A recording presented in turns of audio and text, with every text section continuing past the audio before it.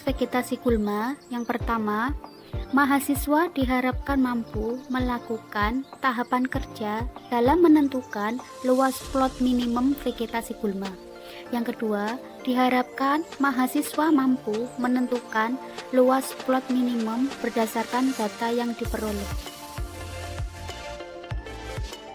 Alat dan bahan analisa vegetasi yang pertama yaitu ring sampel atau minimum plot size, rafia, gunting, kertas milimeter blok, ATK, dan pasak bambu.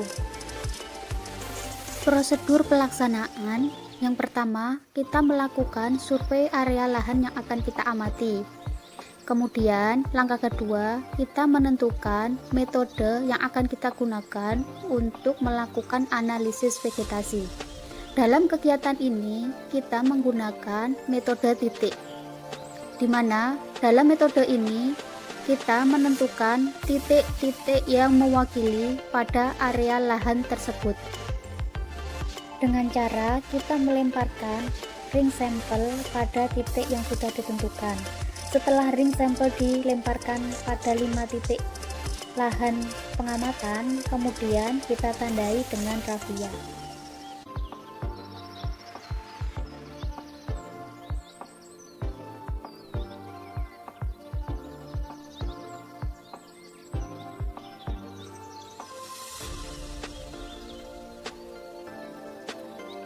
Setelah semua titik tertandai, kemudian kita lakukan pengamatan.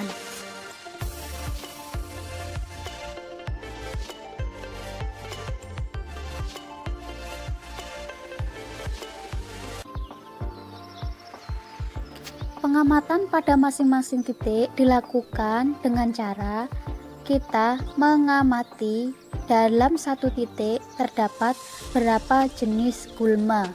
Kemudian kita catat di titik pertama ada berapa jenis gulma sampai pada titik kelima.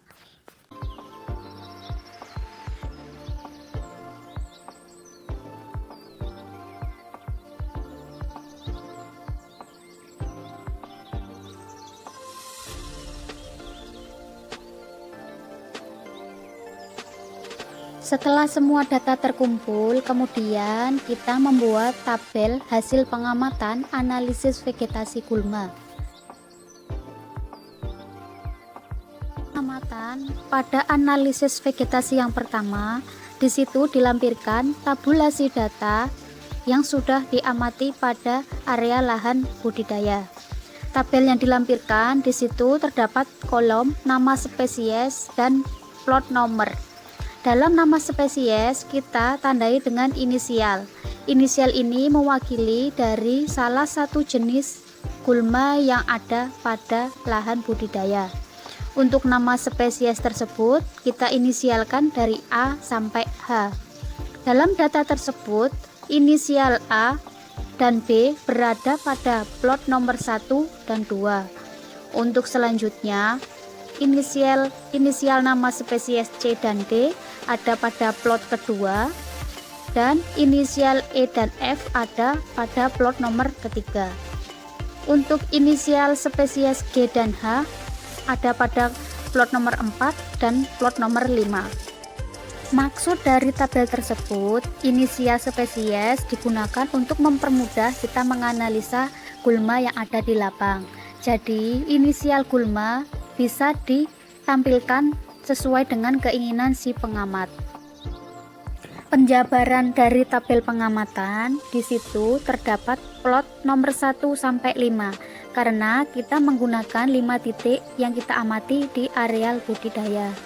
Dalam plot 1 di situ dilampirkan ada 2 jenis spesies, yaitu spesies A dan B. Untuk plot berikutnya yaitu plot 2 ada penambahan 2 spesies baru, yaitu spesies C dan D. Jadi dalam plot kedua yang kita amati adalah jenis spesies gulma yang berbeda dari plot 1. Kemudian kita beralih lagi pada plot ketiga, kita cari jenis spesies yang berbeda juga di plot ketiga. Dalam hasil pengamatan di plot ketiga ada 2 tambahan spesies baru, yaitu E dan F. Jadi E dan F ini merupakan spesies yang berbeda antara plot 1 dan plot 2. Karena masih ada penambahan spesies baru, maka plot kita tambahkan lagi di kolom nomor 4. Dalam kolom nomor 4 di situ ada penambahan spesies baru berjumlah 1. Setelah di plot keempat, kemudian kita tambahkan lagi di plot kelima ada penambahan spesies baru yaitu dengan inisial H.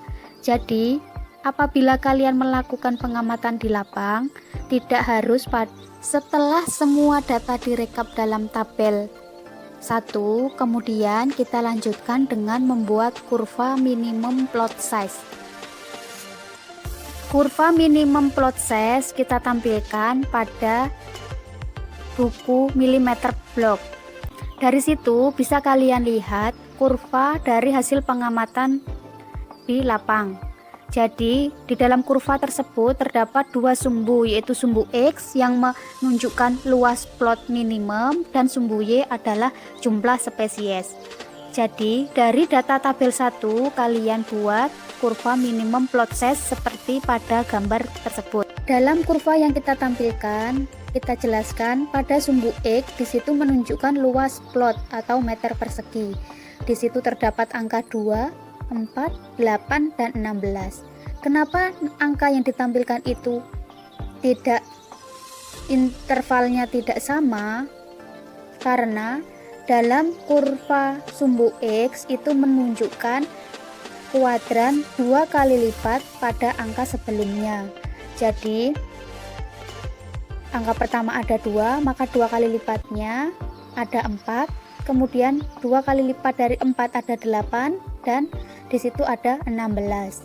Kenapa bisa ditampilkan seperti itu? Karena kita menggunakan minimum plot size dengan tipe kuadrat. Jadi nilai di sumbu X pada luas plotnya kita gunakan angka 2 kali lipat.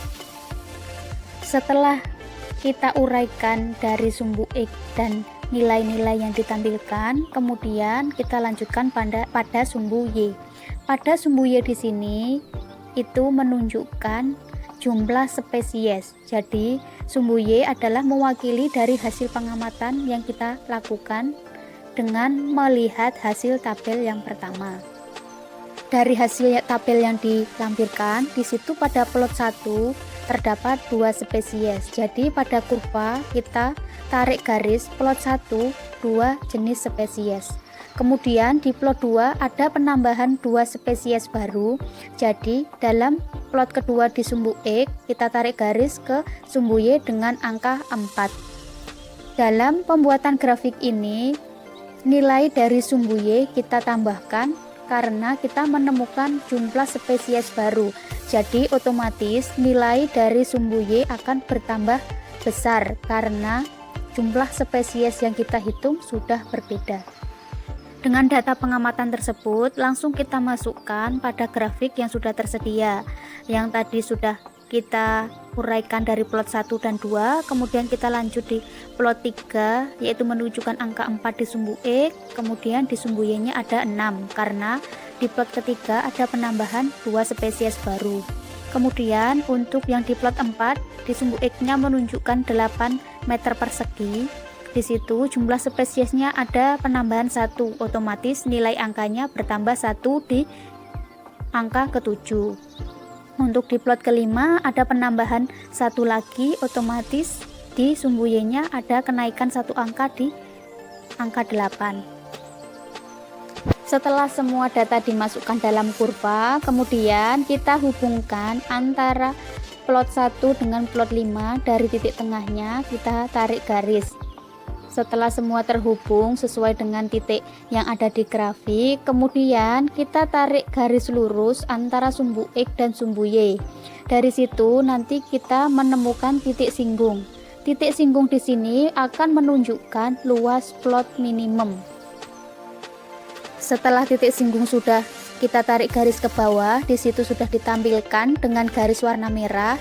Di situ kita lihat menunjukkan angka berapa luas plot yang sudah kita tarik garis tersebut.